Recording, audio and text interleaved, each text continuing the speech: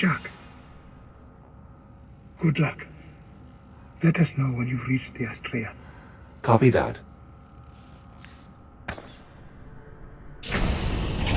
Airlock cycling. Stand by. Watch yourself over there, Jack. Don't let those ticks give you too much hassle.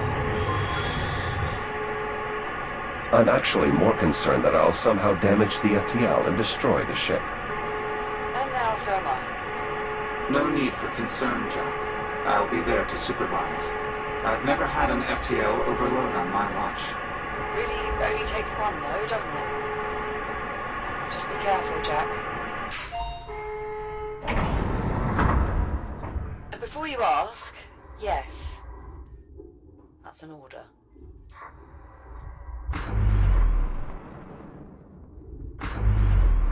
Exiting portside airlock. We need to make our way back to the Astrea, to the auxiliary drive bay. All right, Apollo, you're on your way. I'm waiting for my explanation. We all agree simply transmitting Jack's consciousness into the past won't work this time. However, if we were to appropriate one of the Astrea's remaining FTL drives, the Doctor and I believe we may be able to use it to return both you and Jack to the 22nd century. You're saying we might be able to go home? I'm reticent to make any assurances, but yes, I believe it is possible. Assuming at least one of the drives is still operational. I thought you said we couldn't access the drives because of all the biomass. That was before we had the counterpulse. Well, that's great, but do you have some way for Jack to administer it? Jack, make your way to the nearest fabricator. I have a new modification for your shell. Understood.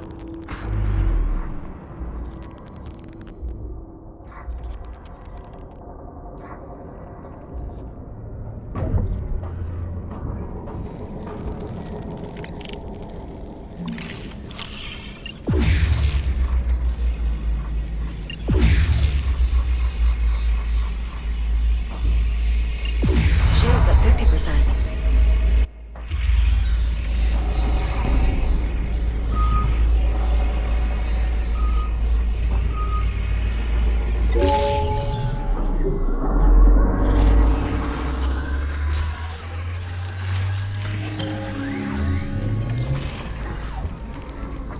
Integration successful. Your new counterpulse device is ready to be equipped. I expect you'll find it quite an effective tool for combating the biomass. It's a weapon? A focused counterpulse emitter, based on a design from my own timeline and calibrated to the same wavelength as the treatment being administered via the medical pod. Cure gun. Nice. Understand, this device will only eliminate the older, more primitive biomass. The more evolved forms from this time period will just be temporarily incapacitated. Regardless, it should make short work of the biomass surrounding the Astrea's FTL drives. It's possible with more research data we could refine the treatment wavelength even further, making the device that much more efficient. Which would allow the emitter to discharge more shots before overheating. Certainly fixed you right up, didn't we? We're ready to proceed to the drive bay. In the meantime, Captain Rhodes, I will need you to assemble a custom gantry to secure the FTL once it's in our possession. I've already fed the necessary specifications to the fabricators. Good. I'm in the mood for a bit of work. Moving out into the debris field now. Just get that FTL and get back here quick as you can. No sense spending more time over there than you need to. Agreed. Alright, let's assume this works. Let's say you two track down the working FTL. We get it cooked up, and Apollo manages to recreate a physical time jump that, by some miracle, sends us back home to our own time. How exactly are we supposed to eliminate all the biomass once we're there? I mean, it's not like we can just set off a bomb and blow it all to smithereens. That's exactly what you're planning to do, isn't it? Well, not a bomb so much as a device that will unleash a sudden and forcible burst of energy across a widespread area. So, a bomb. Yes, a bomb. But one that emits a counterpulse that should only be harmful to the biomass. Brilliant. I am a tactical AI. Most of my solutions tend to involve some form of explosion. Uh-huh. I think we should trust Apollo. After all, He has yet to steer us wrong. How did we end up in the future again? That was an accident. And considering the alternative was dying in a torrent of fire, I stand by my actions. Alright, fair enough. But who's gonna build this cure bomb of yours? I mean, I could do it, but my hands are a bit tied at the moment. I can easily repurpose existing equipment to construct a counterpulse dispersion catalyst. Cure bomb. Very well. Cure bomb. We will also need a means of transport, ideally one that can regulate the catalyst's energy signature. The cargo drones should be more than capable of assembling the materials we need. Excellent. I will transmit the details. Wait a second. How is Jack's reusability supposed to work in the past without the fabricator network? My design for our makeshift transport includes a single fabricator to accommodate Jack's reboot for the duration of our mission. Once we've detonated the catalyst and are out of danger, we can address reintegrating Jack's protocols into an Atlas network. Assuming all this goes to plan. Well, yes. It would be rather difficult to operate on the opposite assumption. I've reached the drive bay. How's it looking there? Better, now that I've eliminated all the ticks in the area. Our aim is to locate a viable FTL drive. We need one that is suitably infected with biomass, but not to the extent that it is overrun. The Goldilocks FTL. An accurate, if somewhat antiquated metaphor. Once we find a suitable drive, we'll need to remove it from its housing and extract it via the corresponding service port. The removal process is no easy task, but I can walk you through the procedure. Now then, we should start by identifying any FTLs that are still extractable. Look for drives whose locking pins are largely clear of biomass at the upper and lower extremities. Understood. I'll see if there's a drive that's clear enough to move. Anyone able to cross their fingers, do it now. Some biomass is present, but not enough to impede the locking pins. Now to inspect the opposite end.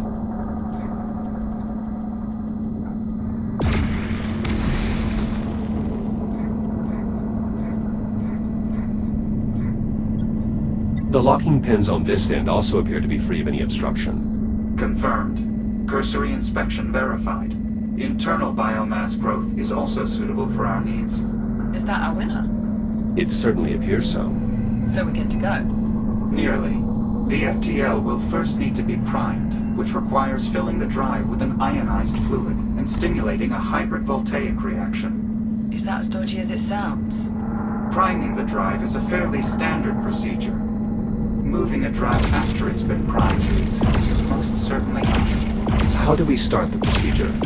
The drive controls are offline. You'll need to initiate the process manually. Look for an access panel on the side of the FTL drive.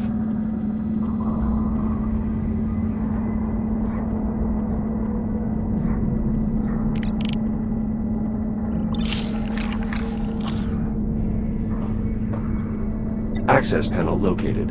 You'll have to cut your way in. Pull the lever inside and the drive will begin priming. Once the injection process is complete, I will funnel all remaining power in the drive bay to the FTL.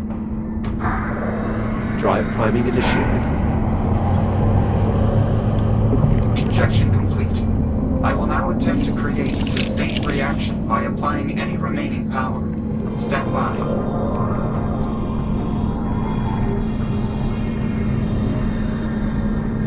Sustained reaction achieved. We're ready to remove the drive. Outstanding. What's next, Apollo? The FTL drive is held in place by locking mechanisms at its upper and lower extremities. They must be manually released before the drive can be removed. Got it.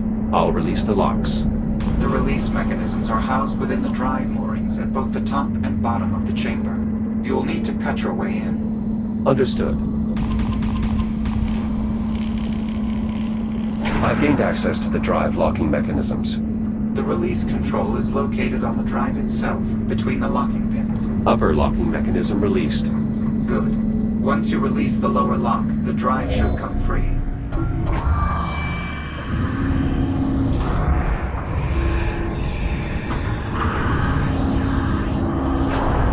Drive unlocked. Excellent. I've repowered a nearby control panel so you can complete the removal procedure. The controls will allow you to position the drive so it can be easily removed via cargo drone. Moving FTL into position. Stay on there, Jack. That's all I know. Once the drive reaches the outer wall, you can open the... Jack, be advised.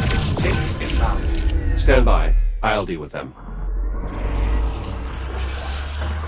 They must have been drawn out by the drive's substantial energy signature.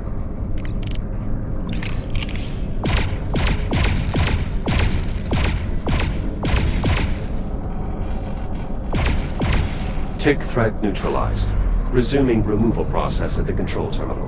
Once the drive reaches the outer wall, you can open the service port to make the drive available for retrieval.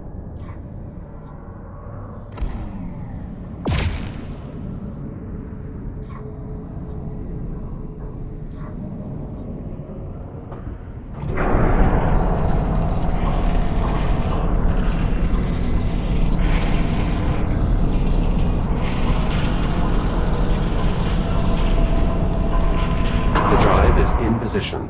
How do I open the service port? Multi-operator release controls on either side of the hatch.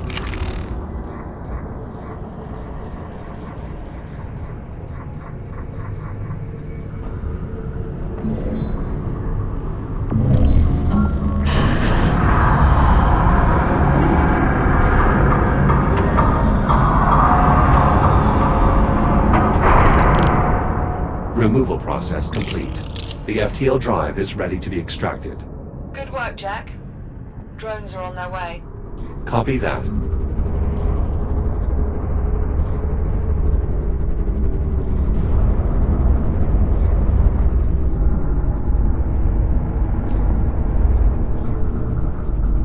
Ready to depart with the cargo in T-minus 10 seconds. If you plan to accompany the drive, I suggest you take hold now. Departing in 3, 2, 1. Thrusters engaged. I'm exiting the drive bay. Give the Astrea a wave as you go. Suppose this is the last we'll be seeing of her. I'm afraid that's not entirely accurate. What do you mean? To ensure we eliminate all the biomass in the past, we will need to generate a counterpulse substantial enough to blanket the entire Kronos 2 orbital sector. To do so, we will have to venture into the remains of the Astrea that were left behind in 2126, and use the ship's primary drive exchange conduit to amplify the output of the Cure Bomb. Kind of grows on you, doesn't it? Not unlike a biomass infestation. So, where am I in this? I will need you to accompany us into the wreckage. As acting captain of the Astrea, your authorization is required to access the primary drive bay. Right. Well, I've nearly finished rigging up the gantry. Should be good to go by the time the drones turn up with the FTL. I'll see you back here shortly. Acknowledged. Jack, I should tell you, if our plan succeeds, it is unlikely you will be able to return to this timeline. If there are any outstanding tasks you'd like to finish, now might be the opportune time. Understood.